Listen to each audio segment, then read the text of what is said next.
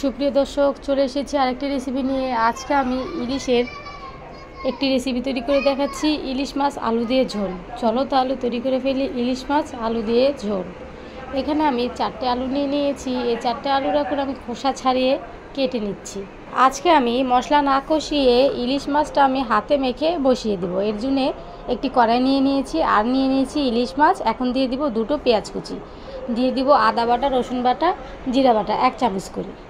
ইলিশ মাছটা রান্না করার ক্ষেত্রে যদি আমরা তেল মশলাটা বেশি ব্যবহার করি, তাহলে ইলিশ মাছের যে একটা স্মেল সেটা আর থাকে না। এর জন্য আমরা এখানে মশলা কম ব্যবহার করেছি। এখন দিয়ে দিচ্ছি স্বাদ মতো লবণ, দিয়ে দিচ্ছি হলুদের গুঁড়া, মরিচের গুঁড়া 1 চামচ, আর তেল দিয়ে দিচ্ছি। এখন আমি হাত দিয়ে ভালোভাবে মেখে নিচ্ছি।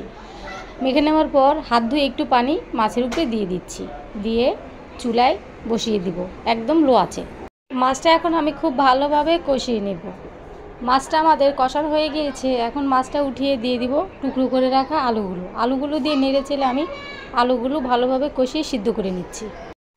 আলুগুলোকে আমি একদম ভাজা ভাজা করে কষিয়ে নিয়েছি। এখন দিয়ে দিব আমি 1.5 কাপের মতো পানি দিয়ে দিব মাছগুলো। মাছ দিয়ে দেওয়ার পর দিয়ে দিব সামান্য কিছু ধনেপাতা কুচি, দিয়ে আরও 5 থেকে 6 মিনিট রান্না করে নিচ্ছি। তৈরি হয়ে গিয়েছে আমাদের ইলিশের ঝোল। এখন আমি নামিয়ে পরিবেশন করে নিচ্ছি। তোমরাও বাসায় একবার হলেও রেসিপিটা ট্রাই করতে পারো। ভিডিওটি যদি ভালো লাগে অবশ্যই লাইক, কমেন্ট, শেয়ার করবে। আজ এতটুকুই। সবার ভালো এবং সুস্থতা কামনা করে এখানে শেষ করছি। আল্লাহ হাফেজ।